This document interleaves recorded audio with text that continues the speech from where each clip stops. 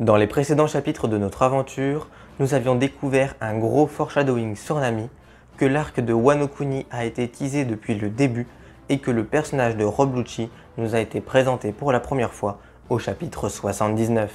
Alors, qu'allons-nous découvrir aujourd'hui? Quels seront les secrets dévoilés? Bienvenue dans ce troisième chapitre de la quête. Salut les mangadictes, c'est Mythos, j'espère que vous allez bien. Aujourd'hui, on continue bien entendu notre analyse collaborative des color spreads de One Piece avec les numéros 100, 107 et 111. Si vous ne savez pas ce qu'est un color spread ou un foreshadowing et que vous voulez découvrir les premiers épisodes de cette aventure, bien entendu, n'hésitez pas à aller voir la playlist La Quête qui est disponible juste ici et puis dans la description. N'hésitez pas à interagir dans les commentaires car il est fort probable que j'oublie quelque chose. Vous pouvez aussi, si ce genre de vidéo vous plaît, laisser un like, vous abonner et bien entendu me rejoindre sur mes différents réseaux sociaux. Vous êtes prêts? C'est parti. On commence de suite avec le color spread du chapitre 100, nommé « Et ainsi débuta la légende ». On a un format un peu différent de d'habitude avec une partie du color spread qui sort du cadre. Le color spread a été fait spécialement pour le chapitre 100, mais il est fort probable qu'Oda ait décelé de petits indices. La couleur dominante est clairement le doré que l'on peut retrouver dans le logo, le ciel, le trésor ou encore les accessoires. Le doré représente le soleil, mais évidemment les trésors, ainsi que Gold Roger. Tout d'abord, commençons par le crâne de squelette qui peut représenter Luffy. Vous demandez sûrement pourquoi, je vais vous expliquer. Eh bien tout d'abord, ce crâne est très souriant, tout comme Luffy qui est tout le temps joyeux. Il porte un chapeau, probablement un tricorne, sur lequel est présent le Jolly Roger de Luffy. Ce chapeau est abîmé, mais il a un trou bien distinctif, celui d'une balle de fusil ou de pistolet. Alors, est-ce que Luffy ou son chapeau de paille recevront une balle? C'est fort possible. Les deux sabres présents dans le dos du crâne font bien entendu penser à Ace.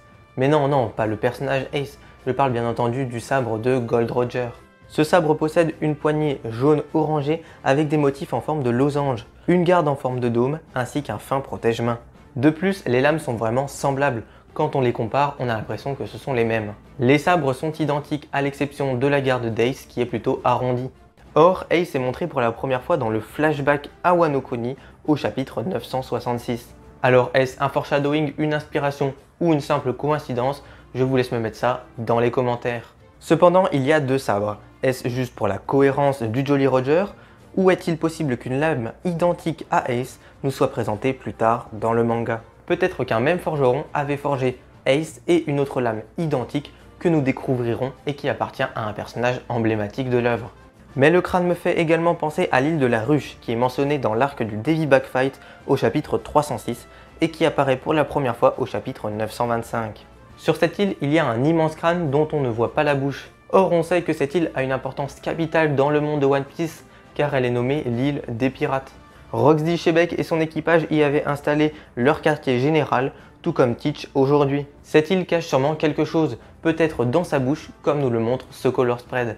Pour rester sur les couleurs, on peut remarquer un ciel jaune doré, sûrement dû au soleil. Et là, attention spoiler, si vous êtes animé only ou que vous n'êtes pas à jour dans les scans, je vous invite à quitter cette vidéo ou du moins à avancer jusqu'au timecode présent ici. Ok, c'est bon, tout le monde est à jour? Eh bien en fait, le soleil a un lien direct avec Luffy car le vrai nom du Gomu Gomu no Mi est le Ito Ito no Mi modèle Nika et Nika est le dieu du soleil. De plus, comme je le disais précédemment, le chapitre 100 s'intitule « Et ainsi débuta la légende », alors que le chapitre 99 se nomme « Luffy est mort ». Cela ne vous rappelle pas quelque chose? Dans le chapitre 1043, qui a pour titre « Faisons face à la mort ensemble », Luffy se prend un énorme coup de Kanabo de Kaido et meurt très certainement après cette attaque, faisant écho au titre du chapitre 99 « Luffy est mort ». Au chapitre 1044, nommé « Le guerrier de la libération », Luffy éveille son fruit du démon et devient un dieu, faisant écho au titre du chapitre 100, et ainsi débuta la légende. Vous attendiez pas à celle-là, hein? Elle est pas mal, hein? Bon, ok, fin des spoilers, on peut revenir à la normale. Au niveau des autres personnages, rien de particulier à dire sur Usopp, à part le fait qu'il possède un énorme sac, comme celui qu'il a lorsqu'il rejoint les Mugiwara au chapitre 41. Du côté de Nami, je pense qu'il peut y avoir une certaine signification avec la couronne qu'elle porte sur la tête. Deviendra-t-elle reine d'un pays? Se mariera-t-elle à Luffy, le futur roi des pirates? Nous verrons ça à l'avenir. Sanji lui tient un poisson rouge, peut-être une référence à l'Empire des Poissons Rouges qui apparaît au chapitre 189 dans la mini-aventure de la balade sous-marine d'Octi. Zoro quant à lui porte sur l'épaule une veste qui paraît plutôt chaude. Peut-être un petit foreshadowing de l'arc Drum où il fait froid et où les personnages doivent mettre des manteaux chauds, ça paraît logique. Et pour finir sur ce color spread, nous avons Luffy qui mange de la viande comme souvent à son habitude. Cependant, viande en japonais se dit Niku, N-I-K-U. Bon, je vais rien rajouter pour ne pas spoiler, mais ceux qui savent, vous avez compris. Je n'ai rien trouvé d'autre pour ce color spread, mais n'hésitez pas à me dire un petit peu dans les commentaires vos théories. On peut donc passer à l'analyse du second color spread de cette vidéo, celui du chapitre 107, intitulé Clair de lune et pierre tombale. Commençons tout d'abord par Sanji. Son pied gauche est posé sur Zoro, dormant, comme pour montrer sa supériorité. Mais surtout, il tient une pancarte jaune où il est inscrit Goal, avec en dessous un crâne et plusieurs directions possibles. D'ailleurs, ce n'est pas moi qui ai trouvé ce possible foreshadowing, mais Escanor MC sur Twitter et Escanor sur YouTube, donc n'hésitez pas à aller le suivre, voilà les liens dans la description. Le goal présent sur la pancarte représente le but de Sanji, c'est-à-dire All Blue.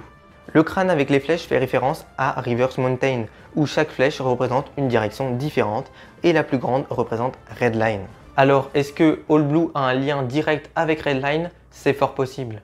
Surtout si on pense à la théorie qui dit que All Blue représenterait toutes les mers une fois Red Line détruite. Oui, en effet, c'est plutôt cohérent, donc n'hésite pas à me dire un petit peu ton avis sur cette théorie dans les commentaires. Usopp, quant à lui, possède des sneakers vraiment inédites et collector, car c'est une collaboration entre Nike et Adidas. Mais si, vous voyez bien le logo des deux marques qui sont l'un sur l'autre. Enfin bref, passons.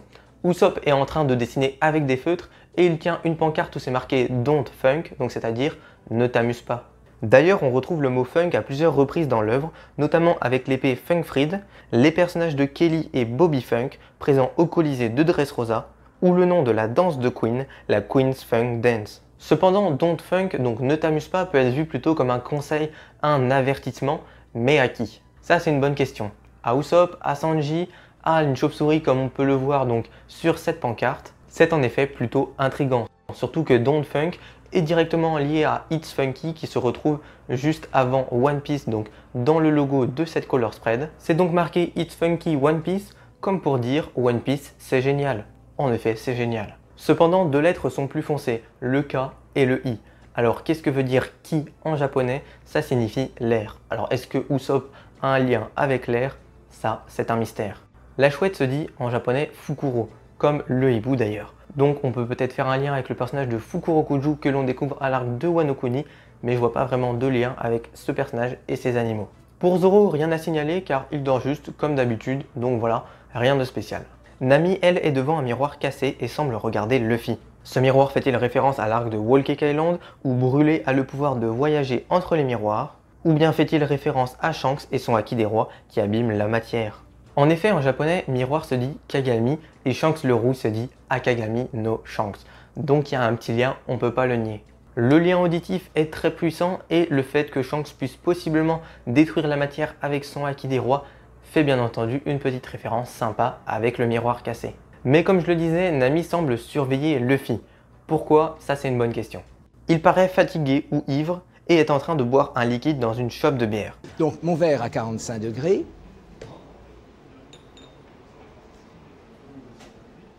Aux 2/3, je redresse et je ferme. Alors est-ce que Luffy boit de la bière, dit Biru en japonais, le nom du personnage du filler de l'arc Mine Argentée, Bill en français. Mais là, ça me paraît un petit peu gros. Après, il peut bien boire du Coca-Cola, du pétrole ou je ne sais quelle boisson. Hein. Perso, moi je bois pas de pétrole, mais voilà, on va pas chercher plus loin tant qu'on ne sait pas. Bon, terminons l'analyse de ce color spread avec l'ours vert en peluche. Ours en japonais se dit Kuma, donc on peut bien faire un lien avec Bartolomeo Kuma ou encore Kumadori, le membre du CP9, mais aussi Kumasi, le zombie. Enfin bref, on peut donc passer sur le dernier color spread de cette vidéo, celui du chapitre 111, intitulé « Une organisation criminelle secrète ». On a évidemment tous les Mugiwara, mais on va commencer avec Nami, qui porte une robe blanche avec des rayures noires. Mais un détail ne vous a peut-être pas échappé, on remarque qu'elle a déjà son climatact, c'est-à-dire son bâton météorologique, qui n'apparaît pour la première fois qu'au chapitre 165, donc c'est-à-dire 54 chapitres plus tard.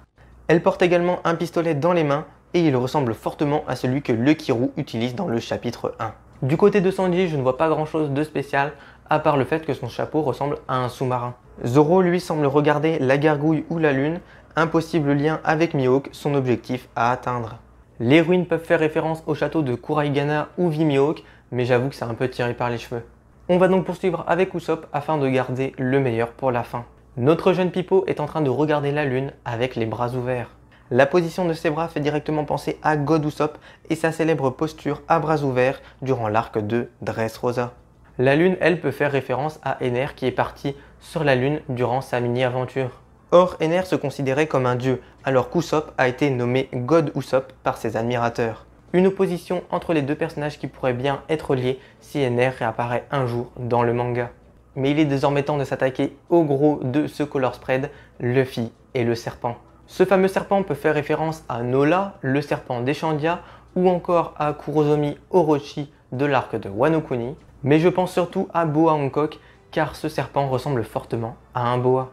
Mais ce color spread me conforte dans l'idée que Boa Hancock sera la femme de Luffy à la fin de l'œuvre. Le premier point est que ce serpent et Luffy, qui possèdent un sac avec des motifs de fruits du démon, sont tous les deux en train de manger le même morceau de viande. Cependant, Luffy ne partage jamais sa nourriture avec quelqu'un d'autre, mais il pourrait très bien le faire avec sa future femme. Mais le point le plus important est que Hancock est considérée comme une princesse serpent. Or, le serpent présent sur ce color spread nage dans un liquide blanc, sûrement du lait. Une légende raconte que la reine d'Égypte Cléopâtre VII se baignait dans du lait d'ânesse. Alors si ce dessin d'Oda dit vrai, la princesse serpent qui se baigne dans le lait finira par partager la viande du roi des pirates et deviendra sa reine. Que pensez-vous de cette théorie? Moi personnellement, je l'adore. En tout cas, j'espère que cette vidéo vous a plu. N'hésitez pas un petit peu à mettre tous les détails que vous avez repérés, ceux que j'ai manqués dans les commentaires ainsi que vos petites théories. Si vous avez kiffé la vidéo, si vous en voulez plus, n'hésitez pas à mettre un petit like, bien entendu. On va faire tous les color spreads de One Piece. Vous pouvez aussi vous abonner, ça fait toujours très plaisir, et me rejoindre sur mes différents réseaux sociaux. Sur ce, c'était Mito, j'espère que vous avez passé un bon moment. Salut!